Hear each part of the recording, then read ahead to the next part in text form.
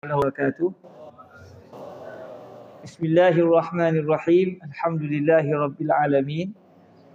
Wassalatu wassalamu ala habibina wa sayyidina wa maulana Muhammadinil karim wa ala alihi wa itratihi wa ashabihi ajma'in. Ashhadu an la ilaha illallah wahdahu la syarikalah wa ashhadu anna habibana wa sayyidana wa maulana Muhammadan abduhu wa rasuluhu. Allahumma salli wa sallim wazid wa barik ala habibina wa sayyidina wa maulana Muhammadir Rasulillah wa ala alihi wa itratihi wa ashabihi wa man walah, amma ba'd. Alhamdulillah, kita bersyukur pada Allah Subhanahu wa taala, dengan keizinan daripada Allah kita dapat bertemu pada malam yang berbahagia ini. Dan insya-Allah kalau asal daripada perancangannya kita akan baca kitab Al-Yawaqit wal Jawahir sebagai menyambung. Tetapi setelah saya cuba membacanya, saya tak faham sebab bahasanya bahasa yang agak dalam. Kemudian saya cuba nak faham tak mahu juga sebab ada juga saya pun tak pernah belajar kitab tu. Kebetulannya saya daripada mudanya belajar di Al-Azhar, jadi belajarnya kitab Arab. Bila baca kitab Melayu ni, lepas tu bahasanya pula bahasa agak lama. Saya cuba musin kata ini bahaya ni kan. Nampaknya kena cari tok guru lain nampaknya kan, yang boleh menyambung pembacaan kitab Al-Yawaqit wal Jawahir tersebut. Jadi setelah berbincang tadi secara on the spot, saya cuba juga tak mau kata tak boleh jadi ni, bahaya, rasa takut saya tersalah menyampai. Jadi saya kabur, saya tak mampu untuk kitab itu, walaupun kitab itu sudah diedarkan minta maaf tuan. Jadi setelah berbincang tadi dengan pihak surau, akhirnya lebih kurang setengah jam sebelum maghrib tadi, buatlah keputusan berbincang dengan pihak surau untuk kita baca satu kitab yang saya sendiri yang menterjemahkannya, iaitu kitab Al-Arba'un Al-Maqdisiyah As-Sabitah, kitab hadis 40 tentang Baitul Maqdis, iaitu satu kitab hadis yang menghimpunkan sekitar 40 hadis Rasulullah sallallahu alaihi wasallam, yang mana kitab ini adalah hasil karya guru saya Fadilatul Syekh Usamah bin Badi' Sa'idan Al-Filastini, yang beliau memilih 40 hadis Rasulullah sallallahu alaihi wasallam yang menceritakan tentang kemuliaan Baitul Maqdis. Kebetulan pula memang beliau ini berdarah Palestin.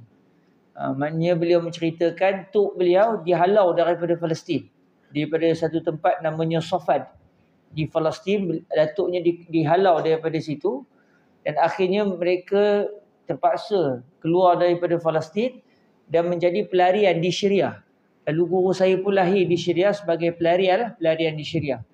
Kemudian sekarang ni beliau berada di Turki. Baru ni dia datang ke Kuala Kangsar, pergi ke Surabuluh, pondok Surabuluh, ustaz ada sekali di situ. Esok berada. Jadi beliau minta saya tolong terjemahkan, kerana kata beliau, hari ini dengan berlaku isu di Palestin ini, orang semua pakat simpati dengan apa yang berlaku di Palestin. Tetapi kalau tanya kepada orang Islam, khabar apakah dia kemuliaan Baitul Maqdis?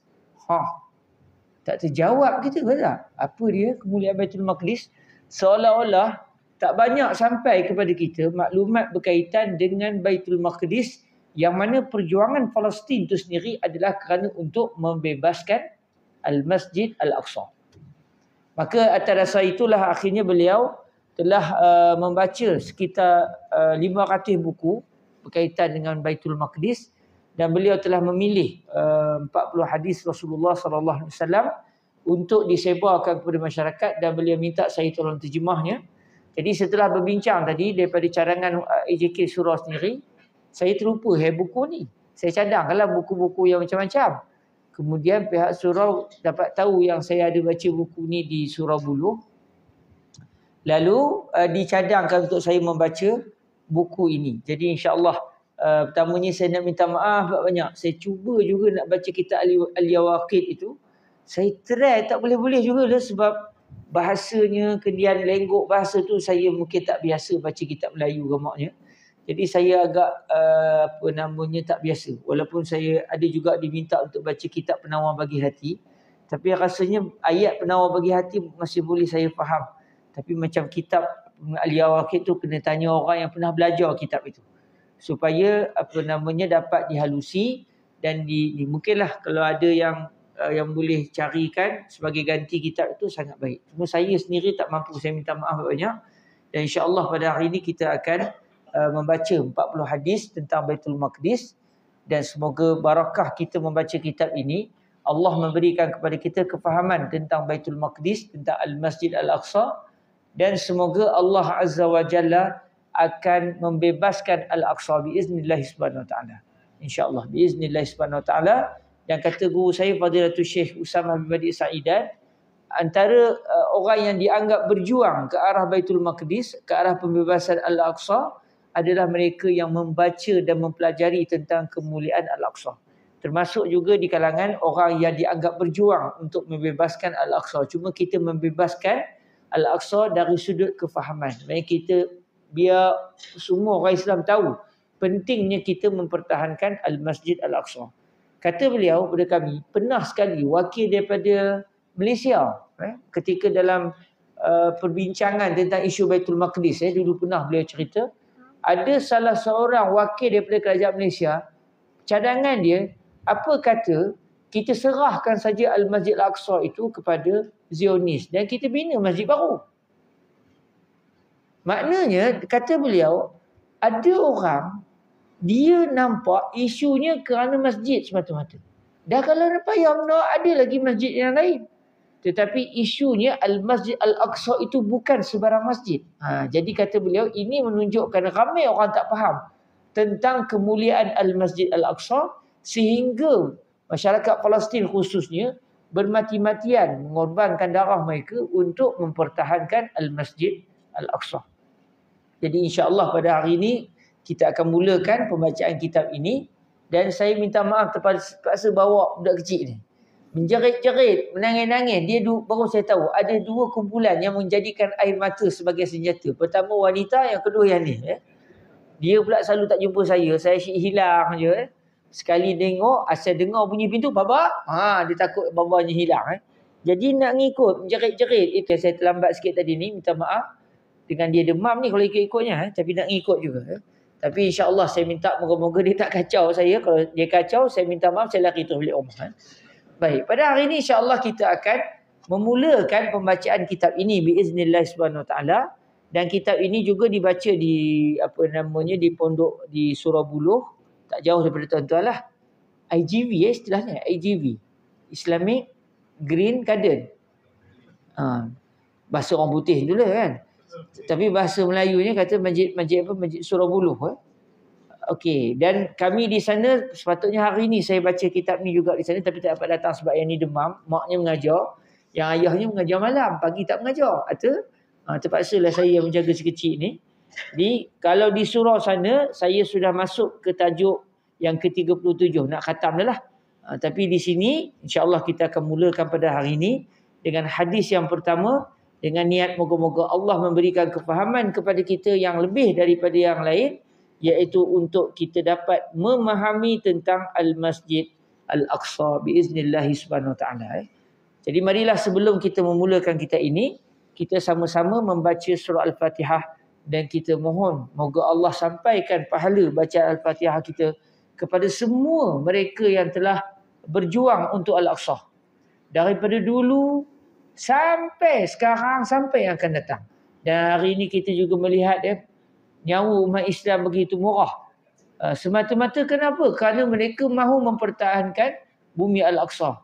Guru kami Fadilatul Syekh Usamah bin Asy Al-Azhari, salah seorang ulama Al-Azhar, bukan Syekh Usamah pengarang kita ni, Syekh Usamah yang lain. Kata beliau, beliau jadi Menteri Wakaf sekarang ni di Mesir. Kata beliau, kami sekarang ni jadi dilema. Sebab orang Yahudi nak halau orang-orang Gaza keluar daripada Gaza. Dalam masa yang sama, kalau kita kata kepada orang Gaza, kamu kena pertahankan, masalahnya nyawa. Tapi kalaulah Mesir contohnya menerima orang Gaza untuk masuk sebagai pelarian ke Mesir, akan berakhirlah cerita Palestin. tanah itu akan dirampas. Mai sudah tak akan dapat lagi kembali kepada tangan rakyat Palestin.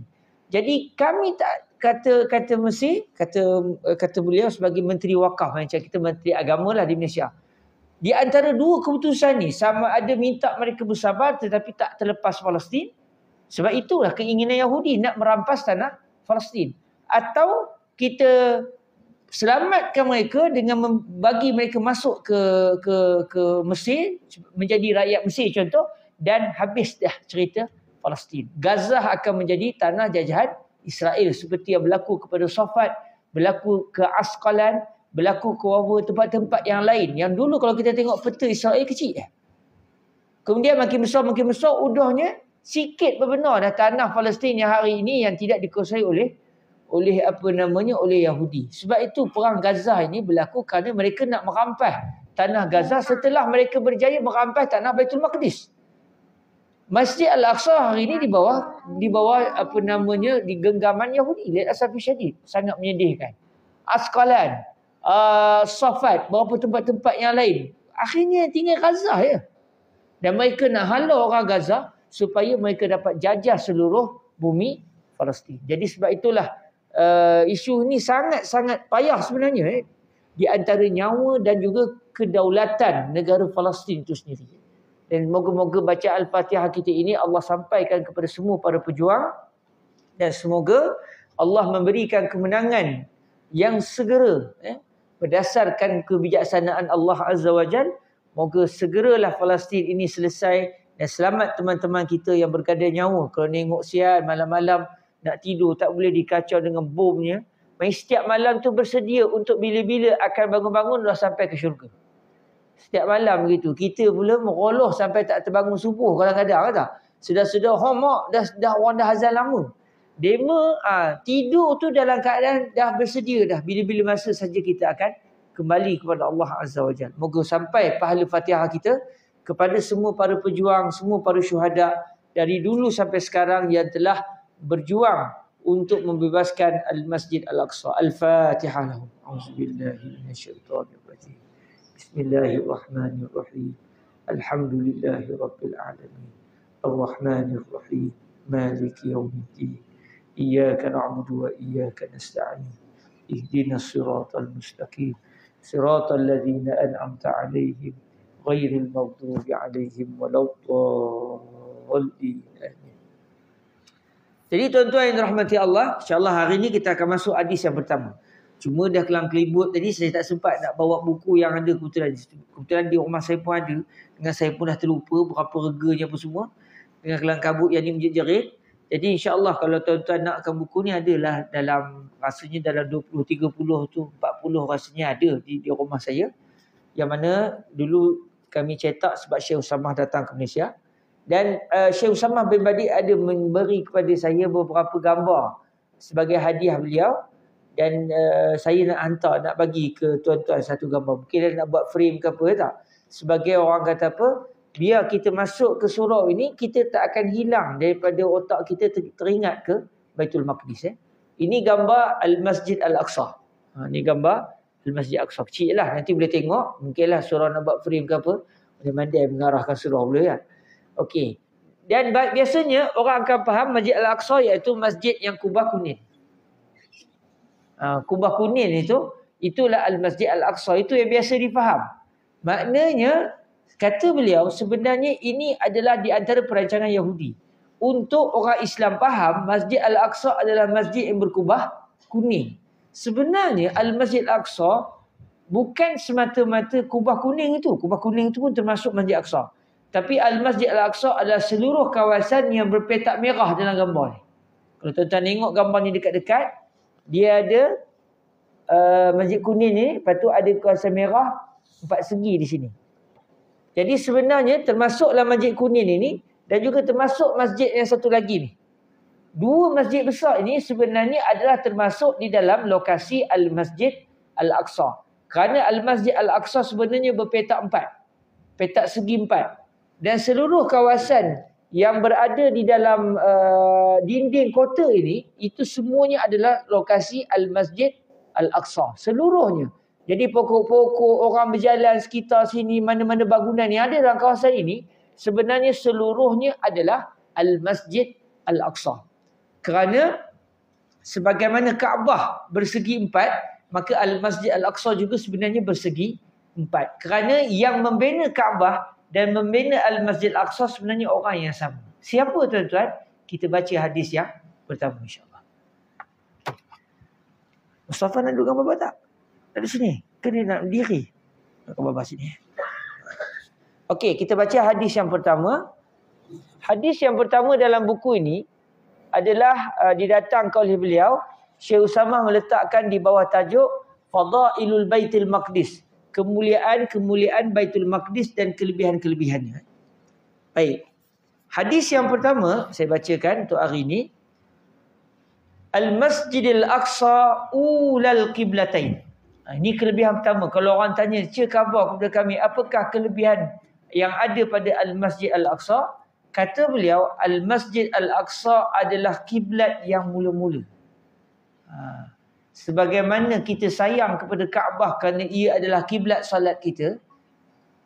Siapa tak sayang Kaabah? Tu kiblat kita. Menghadap semayang mana pun mesti menghadap ke arah Kaabah. Sebelum Kaabah, Allah Azza wa Jalla menjadikan Al-Masjid Al-Aqsa itu adalah kiblat kaum muslimin.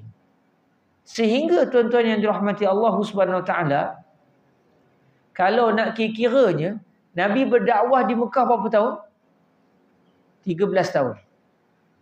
13 tahun. Kemudian Nabi berada di Madinah 10 tahun. Semuanya 23 tahun. Sepanjang Nabi berada di Makkah, salat Nabi adalah menghadap ke arah Al-Masjid Al-Aqsa. Bukan setahun dua. Belah tahun. Daripada start Nabi melaksanakan solat di Baitul di Makkah, walaupun Kaabah ada je di Makkah, tetap kiblat solat Rasulullah sallallahu alaihi wasallam adalah Baitul Maqdis. Walaupun Nabi Muhammad alaihi salatu wasallam sebenarnya teringin sangat-sangat supaya Allah menukar kiblat solat baginda dan kaum muslimin bukan ke arah Baitul Maqdis, sebaliknya ke arah Kaabah. Tetapi Allah Azza wa Jalla yang Maha mengetahui yang Nabi nak sangat-sangat, tapi Allah tidak memberikan kepada Nabi untuk menghadap ke ke Kaabah semasa Nabi berada di Mekah. Sebaliknya Nabi terus menghadap ke Baitul Maqdis, sehinggalah setelah Nabi sampai ke Madinah, setahun lebih Nabi berada di Madinah, akhirnya berlakulah pertukaran kiblat daripada Baitul Maqdis ke Al-Baitul Haram, daripada Masjid Al-Aqsa ke Kaabah. Jadi akhirnya berlakulah pertukaran kiblat daripada Masjid Al-Aqsa ke Kaabah. Bererti ada para sahabat yang meninggal dunia tidak pernah solat menghadap ke Kaabah. Ada para sahabat yang meninggal dunia tidak sempat solat menghadap ke arah Kaabah.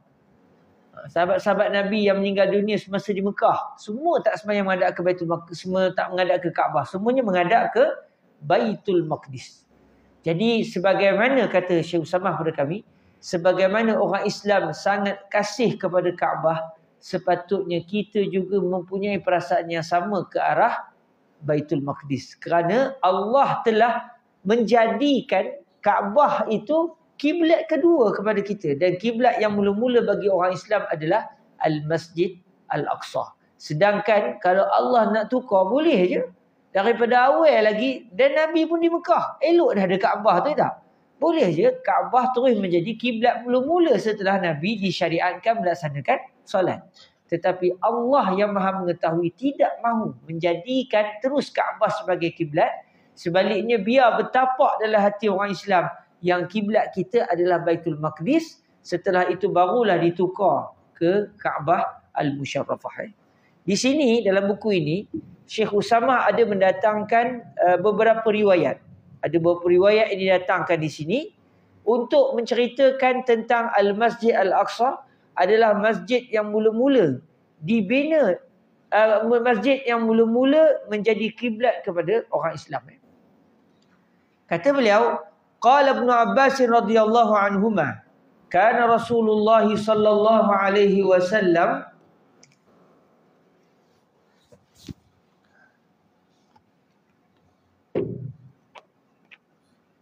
iklan tu kana Rasulullah sallallahu alaihi wa alihi wasallam yusalli wa huwa bi Makkah nahwa Baitul Maqdis wal Ka'batu baina yadayhi wa ba'dama hajara ila al-Madinah 16 syahran thumma surifa ila al-Ka'bah. Qala al-Bara' ibn Azib. Di dalam riwayat ini, di riwayat Imam Ahmad, Sayyidina Abdullah bin Abbas radhiyallahu anhuma menyebut Rasulullah sallallahu alaihi wasallam telah melaksanakan salat di Makkah menghadap ke Baitul Maqdis sedangkan Kaabah berada di hadapan Nabi. Ketika Nabi salat, disebabkan Nabi berada di Mekah, maka Nabi akan semayang menghadap ke Kaabah juga. Tetapi Nabi ambil sudut yang boleh menghadap ke Baitul Maqdis. Di mana tuan-tuan? Kaabah kan 4 segi. Kalau kita dalam Kaabah, kita boleh semayang mana arah? Kalau dalam Kaabah lah katakan kita boleh dapat semayang dalam Kaabah tak? Imam menghadap ke sini, yang kita menghadap ke sana, yang seorang lagi menghadap ke sini, tapi semayang berjemaah berlengkung dalam Kaabah, boleh? Tapi itu kalau kita jadi pembesar atau orang besar-besar lah, boleh semayang dalam Kaabah. Tapi macam orang kecil biasanya semayang di luar Kaabah. Jadi bila Nabi SAW salat ketika di Makkah, oleh kerana Kaabah tu dia ada 4 penjuru dan menghadap ke mana-mana penjuru pun kalau ikutnya boleh. Kalau Kaabah sudah menjadi kiblat, maka sewaktu Kaabah belum lagi menjadi kiblat solat Rasulullah, Nabi akan semayang di antara rukun Yamani ke rukun Hajar Aswad. Nabi akan semayang di situ. Maknanya Nabi akan menghadap di antara sudut Yamani dengan sudut Hajar Aswad. Sebab ketika itu Nabi sebenarnya juga menghadap ke arah Al-Masjid Al-Aqsa. Kalau Nabi solat menghadap ke situ, berarti Nabi semayang dalam keadaan menghadap ke Baitul Maqdis. Dalam masa yang sama, Kaabah di depan Nabi. Jadi Nabi menghadap ke Baitul Maqdis, cuma dalam masa yang sama di depan Nabi betul-betul adalah Kaabah. Sebab Mekah berada di arah selatan, manakala Madinah dan juga Baitul Maqdis berada ke arah utara. Dari sudut geografinya, Mekah berada di selatan, Madinah di arah utara, Baitul Maqdis lagi ke utara lagi ke atas lagi. Kemudian apabila Nabi berhijrah ke Al-Madinah Al-Munawwarah bi Rasulillah sallallahu alaihi wasallam, Madinah sudah berada ke arah utara. Jadi Mekah berada di arah selatan Madinah, sedangkan Baitul Maqdis berada di arah utara. Jadi ketika itu Nabi solat dalam keadaan terpaksa membelakangkan Kaabah kerana menghadap ke Baitul Maqdis. Siapa kalau contoh orang yang katakan dia duduk di Johor, manakala di atas belah utara Johor tu Selangor, atas belah Selangor Perak, contoh tak? Jadi katakan Perak adalah kiblat sembahyang dan dia berada di Johor, berarti dia sembahyang menghadap ke Perak, dalam masa yang sama dia sembahyang menghadap juga ke Selangor. Sebab dia berada di Johor ketika tu. Tapi bila dia sudah duduk di Selangor, dia terpaksa sembahyang menghadap ke Perak dan membelakangkan Johor. Sebab Johor berada di arah selatan. Sebab itu, masa di Madinah dulu, Masjid Nabi pada peringkat awal, kalau kita pergi sembahyang Masjid Nabawi tak, kiblat mula-mula menghadap ke arah belakang masjid, bukan menghadap ke depan masjid. Hari ni kiblat kita ke depan masjid. Sebab itu menghadap ke arah selatan. Menghadap ke depan masjid hari ni tu menghadap ke arah selatan, menghadap ke arah Mekah. Tapi yang menghadap ke arah utara Madinah itu adalah menghadap ke arah belakang Masjid Nabawi. Dulu Nabi semayang kiblat terbalik. Serupa macam hari ni kita semayang ke sini. Kalau kita di Madinah, dulu Nabi semayang menghadap ke arah belakang surau. Macam tu lah. Tapi kita di Malaysia, sebab kita berada di arah timur, dia tak nampak arah utara selatan lah. Jadi kalau kita macam ni, kita menghadap Kaabah sini. Ke kanan sikit, ke Madinah. Ke kanan lagi menghadap ke arah Baitul Maqdis kalau kita berada di Malaysia. Jadi di sini disebut oleh Sayyidina Abdullah bin Abbas, setelah Nabi berhijrah ke Madinah, Nabi telah solat menghadap juga ke arah Baitul Maqdis selama 16 bulan. 16 bulan, setahun lebih. Setahun berapa bulan tu? Setahun, 12, 3, 4, 100. Setahun 4 bulan. Sedangkan daripada Mekah lagi, Nabi teringin berbenur untuk kiblat menghadap ke arah Kaabah. Tapi Allah tak bagi. Cuma Nabi tak adalah mengangkat tangan doa. Nabi pandang je langit dengan harapan turunlah wahyu. Allah tahu dalam hati kita semua. Dan Allah tahu yang Nabi nak sangat-sangat. Tetapi Allah yang bijaksana nak supaya dalam jiwa kita orang Islam ni akan ada teringat kepada Baitul Maqdis. Sebab Allah Maha mengetahui akan berlaku isu besar berkait dengan Baitul Maqdis di akhir zaman. Akhirnya hari ini, apa yang berlaku orang Islam nak mempertahankan kerana ini adalah kiblat solat kita sebelum ini. Mana boleh kita lebih kurang, ni kiblat kita. Dan kiblat Rasulullah dan para sahabat sebelum mereka menghadap pula ke arah Kaabah. Dan akhirnya, kata Sayyidina Abdullah bin Abbas, barulah kiblat diarahkan ke Kaabah. Dan di mana peristiwa itu berlaku, peristiwa perubahan kiblat itu, kalau mengikut pandangan sebagian ahli sejarah, perubahan itu berlaku di Masjid Al-Qiblatain. Kalau kita pergi ke Madinah, kita pergi ke Masjid Al-Qiblatain. Di Masjid Al-Qiblatain itu, dulunya, kalau mengikut pandangan sebagian ahli sejarah, Nabi dulu pernah sembahyang zuhur di situ. Zuhur 4 rakaat. Rakaat pertama dengan kedua menghadap ke Baitul Maqdis. Mari naik ke rakaat yang ketiga, maka akhirnya bertukar kiblat ke arah Kaabah. Jadi saf ketika itu ada Nabi sebagai imam, kemudian saf orang lelaki dan saf orang perempuan. Udahnya bertukar daripada utara bertukar ke selatan. Daripada menghadap ke arah utara bertukar menghadap ke arah selatan. Lalu akhirnya Nabi pada waktu itu rakaat ketiga dengan rakaat keempat Nabi semayang menghadap ke arah kalau rakaat ketiga keempat menghadap ke arah Kaabah, rakaat pertama dengan kedua pula menghadap ke arah Baitul Maqdis. Hari ni kita jangan buat yang tu.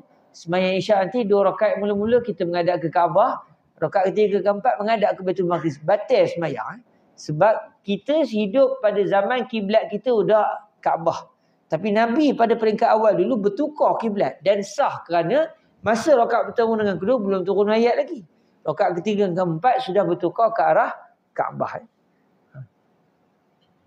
Ada tak siapa-siapa yang nak jadi volunteer? Kita buat 3 saf, kita tengok macam mana berlaku perubahan kiblat tu. Siapa nak jadi volunteer? Jom. Boleh? Saya perlukan 3 orang. Ustaz Yusof satu. Siapa lagi? Kita buat. Supaya dia sepatutnya kena ada orang perempuan sekali. Tapi segan bila orang perempuan dia. Bolehlah orang lelaki berlakon jadi orang perempuan kejap. Jom, siapa nak tengok? Sebab sebenarnya benda ni penting tau. Sebab kita mungkin tak tergambar macam benda betul berlaku. Saya nak tunjuk. Safa, ta'al ya Mustafa. Sini, kita nak solat-solat.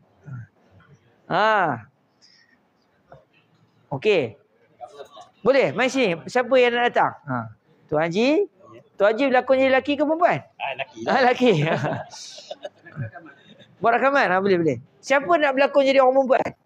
Dia kena doa. Ustaz Yusof dah berlakon jadi orang perempuan je. Saya kau nak rakam ke? Siapa nak berlakon? Saya jadi imam boleh? Berlakon je, bukan betul-betul kan? Ramai, tak apa ramai. Sebab ada sah lelaki, ada sah perempuan. Mari, siapa nak berlatih? Kita kena pakai tutup. Mari, siapa nak berlakon? Okey, katakan ini kiblat kita sekarang. Kalau kita di Madinah dulu, maknanya kalau kita di Madinah sekarang ni, kalau ni Kaabah, Baitul Maqdis belakang. Okey, jadi kita buat saf menghadap ke Baitul Maqdis. Kalau kita di Malaysia, okey, saya duduk depan. Okey, Tuan Haji saf yang pertama belakang saya, satu lagi saf belakang sini. Empat saya duduk depan. Empat saya duduk. Okey. Ambil seorang lagi. Saya berlatih jadi orang perempuan. Siapa? Seorang lagi. Saya esok. Saya seronok nak berlakon. Okey, saya esok jadi orang lelaki ke orang perempuan? Orang lelaki. Lelaki sini.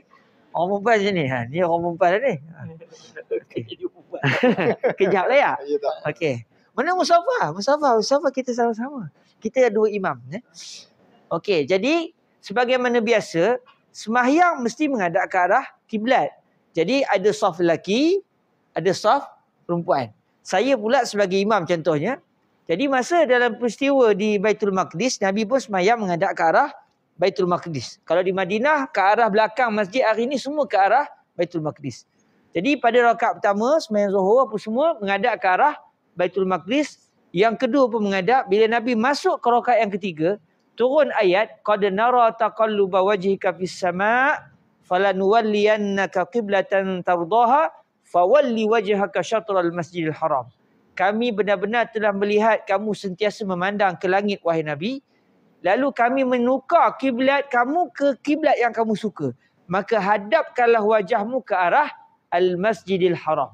Jadi ketika Nabi diperintahkan oleh Allah, hadapkanlah wajahmu ke arah Masjidil Aqsa, Masjidil Haram, maknanya tukar kiblat ke Masjidil Haram, maka ni kiblat asal, maka Nabi tengah sembahyang, Nabi pun pusing ke sini. Udah kelang kabut dia mah. Apa cerita tak? Bila jadi, apa yang berlaku? Saya akan, sebagai seorang imam, saya akan ke depan. Nabi akan ke depan. Jalan terus ke depan. Supaya apa? Menghadap, imam mesti imam paling depan. Jadi semuanya pusing ke belakang.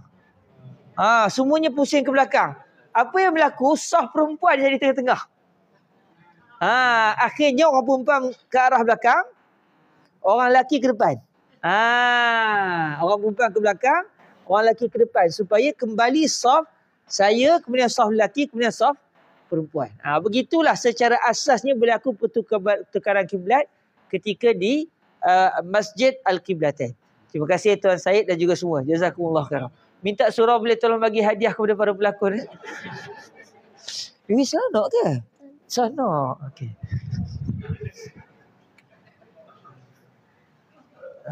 Biar seronok pelakon-pelakon dengan apa, bah? Ya, biar seronok. Okey. Itulah cerita yang lebih kurang. Sebab saya saja sebab ramai orang tahu peristiwa pertukaran kiblat. Tapi macam mana rupa? Jadi sebenarnya dia bila kita dah berlatih begitu kita nampak. Secara lebih kurang je lah. Macam mana pertukaran tu berlaku. Sebab bila asal-asalnya bertukar, jemaah perempuan pada asalnya yang paling belakang. Tapi udahnya, imam pula yang berada paling belakang. Yang paling depan jemaah perempuan. Lalu Nabi pun ke depan. Dan akhirnya orang perempuan ke belakang, orang jemaah lelaki ke depan supaya boleh tersusun kembali saf. Dan peristiwa ini juga berlaku di beberapa masjid, antaranya juga Masjid Quba. Masjid Quba juga berlaku peristiwa yang sama. Sebab masa berlaku pertukaran kiblat, orang Quba tak tahu lagi. Jadi akhirnya sikit-sikit demo khabar tersebar. Dan ketika berita tu sampai ke Masjid Quba, demo pun tengah semayang masa tu. Jadi orang yang dah tahu cerita, tengah orang semayang dia khabar, kiblat sudah bertukar ke Kaabah. Jadi demo pun tukar serta-merta ketika sedang sembahyang. Tak adalah dia membatalkan sembahyang. Dia teruskan sembahyang tapi berlaku pertukaran kiblat. Kebetulannya dia tahu masa tengah sembahyang. Dan di sini juga disebut dalam beberapa hadis, disebut di sini wa kana al-yahudu qad a'jabahum idh kana yusalli qibala baitil maqdis wa ahlul kitabi falamma walla wajhahu qibala al-baiti ankaru zalik. Pada asalnya ketika Kaabah bukan menjadi kiblat orang Islam, orang Yahudi dan ahlul kitab, orang Kristian, orang Yahudi, dia mengheran, apa orang Islam ni kiblat sama dengan kita pula. Sebab orang Yahudi, dia sembahyang mereka menghadap ke arah Baitul Maqdis. Jadi dia mengheran, apa ngikut kita kan. Tetapi akhirnya apabila Allah Azza wa Jalla menukar kiblat ke arah Kaabah, dia tak berhati pula. Apa ni tukar-tukar pula kiblat? Sebab itulah di antara ujian yang berlaku kepada orang-orang Yahudi pada zaman Nabi adalah apabila kiblat bertukar daripada Baitul Maqdis ke Kaabah, dia mempertikai. Lalu Allah Subhanahu Wa Taala menyatakan walillahil masyriq wal maghrib. Fa aynama tuwallu fa thamma wajhullah. Bagi Allah lah timur dan barat. Maknanya arah mana-mana pun itu hak Allah. Kalau Allah nak suruh tukar ke mana hala pun, itu adalah perintah Allah. Maknanya daripada Baitul Maqdis bertukar ke Kaabah bukan menjadi isu. Bahkan pada asalnya ketika Kaabah bukan lagi kiblat orang Islam, ini sebenarnya adalah untuk memaklumkan kepada orang Yahudi, sebenarnya agama Islam ini adalah warisan sambungan agama para nabi dan para rasul sebelum ini. Sebab dulu pada asalnya kiblat kita adalah Kaabah. Kemudian akhirnya bertukar kiblat ke arah Baitul Maqdis. Kemudian bertukar pula kiblat ke arah Kaabah kembali. Macam Nabi Ibrahim AS, ketika Nabi Ibrahim salat, kiblat Nabi Ibrahim adalah menghadap ke arah Kaabah. Kemudian Nabi-Nabi Bani Israel macam Nabi Musa, macam Nabi Isa, Nabi Daud, Nabi Sulaiman, kiblat ketika itu bertukar daripada Kaabah ke Baitul Maqdis. Dan pada zaman Nabi Muhammad SAW pula, Allah memuliakan Nabi Muhammad dengan menjadikan kiblat Nabi Muhammad dua-dua sekali. Macam Nabi Ibrahim kiblatnya semata-mata Kaabah. Macam Nabi Musa, Baitul Maqdis semata-mata. Nabi Muhammad pula dua-duanya menjadi kiblat Rasulullah sallallahu alaihi wasallam. Iaitu Baitul Maqdis pun Nabi pernah solat menghadap ke Baitul Maqdis, dan ketika Nabi berada di Madinah setelah berlalu 16 bulan, Allah menukar kiblat ke Al-Masjid Al-Haram. Jadi Allah memuliakan Nabi Muhammad dengan kedua-dua kiblatnya sekali. Dan ini sebenarnya kalau kita lihat banyak juga Rasulullah sallallahu alaihi wasallam pada peringkat awal melakukan perbuatan yang seperti perbuatan orang Yahudi dari sudut ibadat. Sembahyang menghadap Baitul Maqdis. Kemudian Nabi SAW Nabi sikat rambut ketika di Madinah, Nabi sikat ke depan. Macam orang-orang Korea tu lah, sikat rambut ke depan, bukan belah tengah. Sedangkan orang Arab biasanya sikat rambut belah tengah. Tapi Nabi sikat ke depan untuk menyatakan bahawa Nabi juga sebenarnya tidak berbeza dengan masyarakat Yahudi dari sudut perwatakan. Kerana apa? Agama Nabi Muhammad bukan agama baru, tetapi agama Islam sama seperti agama Nabi-Nabi sebelum ini, walaupun ada sedikit perbezaan dari sudut hukum hakam. Hukum hakam ada bezalah. Contoh, orang Yahudi tak boleh makan unta. Kita boleh makan unta. Orang Yahudi, contohnya zaman Nabi Musa dulu, kalau baju kotor, kena najis, tak boleh basuh, kena koyak terus. Kena carilah mana kain lain, tampil. Tapi tak boleh basuh. Kita pula, kalau tidak, nampak jubah Ustaz asyik kena koyak-koyak, banyak benar main najis kan? Kena tak cicak ke apa cerita. Kalau zaman kita pula, boleh basuh. Jadi ada jugalah perbezaan hukum di antara setiap Nabi-Nabi itu ada perbezaan hukum. Tetapi dari sudut akidah kita sama dengan akidah Nabi-Nabi sebelum ini. Dan apabila setelah Nabi Muhammad SAW dari sudut dakwahnya melakukan perbuatan yang menyerupai orang Yahudi untuk memberitahu kepada mereka, tidak ada beza di antara Nabi Muhammad dengan syariat Nabi-Nabi sebelum ini. Bahkan orang Yahudi tahu Nabi Muhammad memang betul-betul Nabi Allah. Sehingga sama-sama demo pun bersembang belabun. Dia ni memang betul Nabi yang disebut dalam kitab. Tapi masalah orang Yahudi, kebanyakan Yahudi di Madinah, demo tak setuju untuk beriman kerana isunya Nabi Muhammad bukan orang Yahudi. Nabi Muhammad orang Arab. Itu je isunya. Sedangkan dalam kitab Taurah disebut dengan jelas Nabi Muhammad adalah utusan Allah. Jadi setelah Nabi Muhammad cuba untuk menarik hati mereka memeluk agama Islam dengan berpuatakan sama dengan mereka, tak mahu juga masuk Islam, akhirnya Allah Azza wa Jalla mensyariatkan supaya biarlah kita berbeza terus dengan orang Yahudi, sebab kita cuba nak merapatkan diri kita dengan demo pun, demo tetap tak nak masuk Islam juga sebab masalah demo sendiri. Maka akhirnya kiblat pun bertukar ke arah Kaabah. Kemudian Nabi pun bila sikat rambut, Nabi sikat balik macam orang Arab Mekah, iaitu sikat belah tengah, supaya tidak sama sekali dengan orang Yahudi. Bahkan Nabi pernah minta orang Islam supaya jangan buat perangai seperti perangai orang Yahudi. Biar beza sungguh kita dengan orang Yahudi kerana mereka tidak mempunyai keimanan untuk beriman kepada Allah dan Rasulnya. Tuan-tuan, saya takut saya tengah ambil masa. Dah masuk isyak ke kita?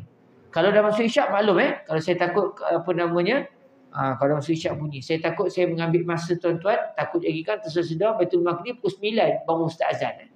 Baik, dalam kitab ini juga disebut tuan-tuan yang dirahmati Allah Subhanahu Wa Taala, dalam hadis yang disebut antaranya qala al-Bara' ibn Azib radhiyallahu anhuma kana an-nabiy sallallahu alaihi wa alihi wasallam awwal ma qadima al-Madinah shalla qibla Baitul Maqdis 16 syahran aw 17 syahran wa kana yu'jibuhu an takuna qiblatahu qibla al-bait fa anzalallahu 'azza wa jalla qad nara taqalluba wajhika fis sama' fatawajjaha nahwal ka'bah wa qala as-sufaha'u minan nas wa humul yahudu ma wallahum an qiblatihim allati kanu 'alayha qul lillahil masyriq wal maghrib yahdi man yasha'u ila siratim mustaqim wa annahu sallallahu alaihi wa alihi wasallam shalla awwal salatin sallaha salatal 'asri wa shalla ma'ahu qaumun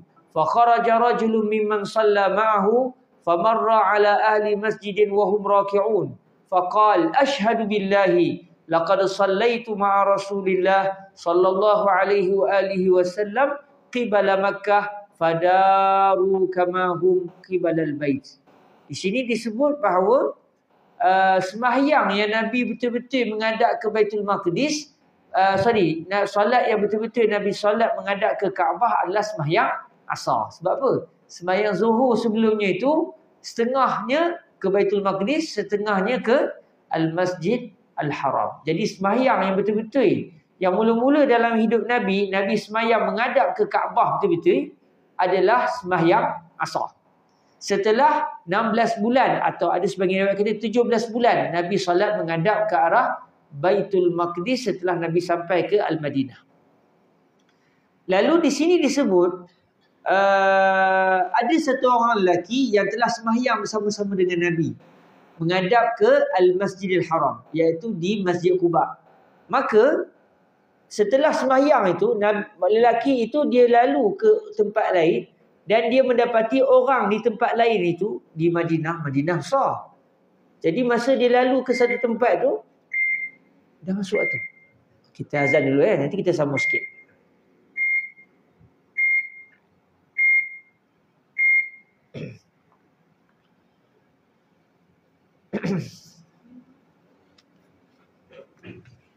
Ini selamat lah. Nak nama baca ramah. Selamat mengapa? Tengok apa-apa. Atuk-atuk barang baby. Baby kah? Baby kah? Baby ke Mustafa? Mustafa. Mustafa. Dia ngantuk ke? Tergantung. Baby wangi. Saya pun tak punya wangi. Kenapa tak nak wangi? Kenapa baby tak nak wangi? Wangilah. Wangilah.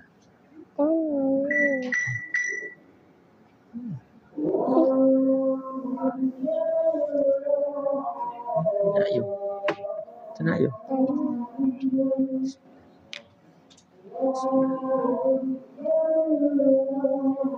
Baca. Ada orang asal.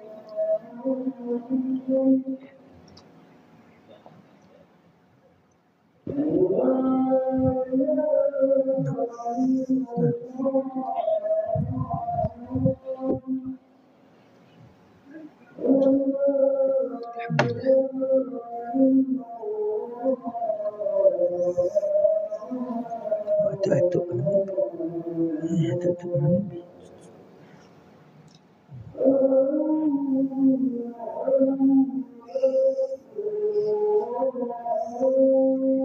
Asyhadu anna sayyidana Muhammad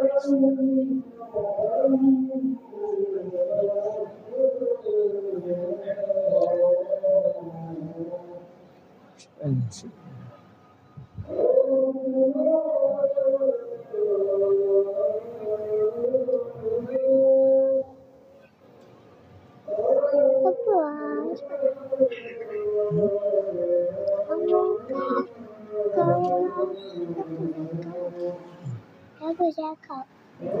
Apa cakap?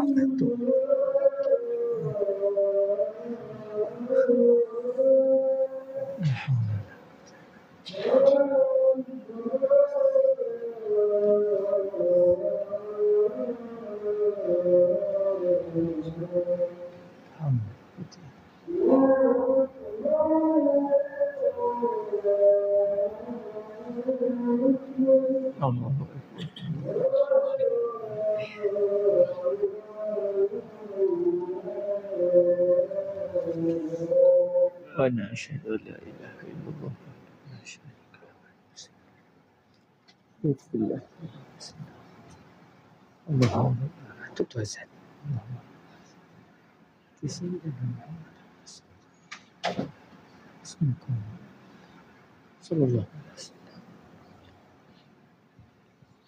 Jadi tuan-tuan yang dirahmati Allah, sambungan kisah tadi, setelah lelaki itu disebut dalam hadis tadi, setelah dia semayang bersama dengan Nabi, lalu dia pun lalu ke tempat-tempat lain. Dia tengok ada orang masih lagi semayang menghadap ke arah Baitul Maqdis. Sebab bukan macam hari ni, bila dapat pengumuman boleh tulis dalam, boleh maklum di WhatsApp, boleh cerita dalam Facebook, boleh tulis dalam surat khabar, terus orang semua tahu maklumat. Zaman tu maklumatnya tersebar tetapi secara berperingkat. Orang yang tahu sikit, akhirnya berkembang.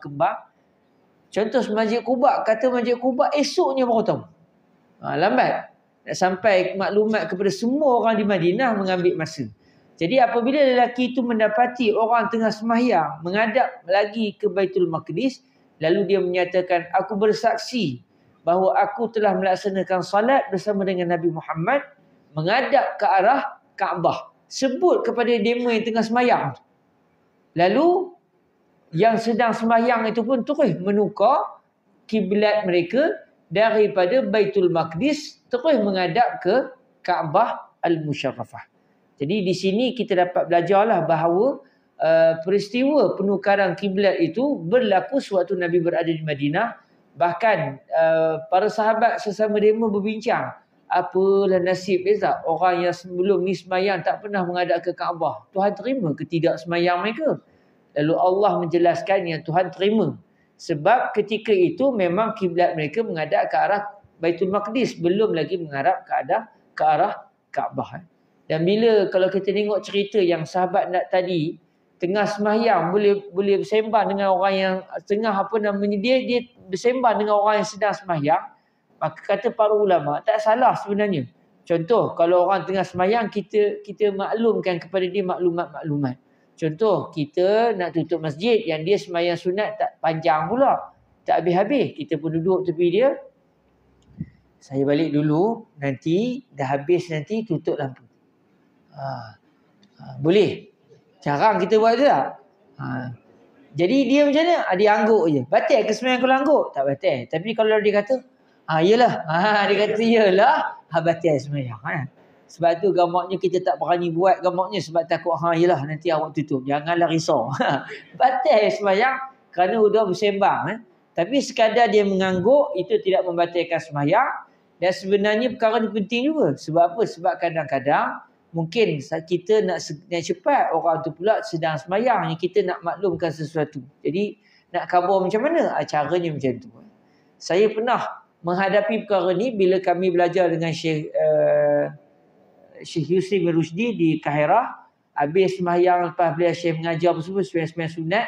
Jadi Syekh pun biasanya nak tutup masjid lah. Ada satu orang tengah sembahyang. Syekh pun terus sebut kat dia, nanti tutup pintu. Dia pun jadi tak batal sembahyang. Yang batalnya kalau kita pun yelah awak tutup, janganlah risau, yang tu baru batal sembahyang sebab sudah dah berlampun dengan orang sedangkan kita masih sedang sembahyang. Wallahu taala a'la wa alam. InsyaAllah dalam pertemuan yang akan datang kita akan masuk pula kepada kelebihan kedua Al-Masjid Al-Aqsa. Hari ini kita belajar apa? Kelebihan yang pertama adalah Masjid Al-Aqsa, kiblat kita yang nombor 1. Jadi kata Syekh Usamah, nak ingat Masjid Al-Aqsa ni kelebihan ni mudah. Ingat nombor 1, ingat nombor 2, ingat nombor 3. Bila sebut nombor 1, kiblat yang mula. Bila sebut nombor 2, apa pula? Nantikan bulan depan. Jazakumullahu khairah. Terima kasih. Ada rezeki kita jumpa lagi. Sekali lagi saya minta maaf tak mampu untuk membaca kitab Al-Yawaqit wal Jawahir itu. InsyaAllah moga-moga ada penggantinya biiznillah subhanahu wa ta'ala. Assalamualaikum warahmatullahi wabarakatuh.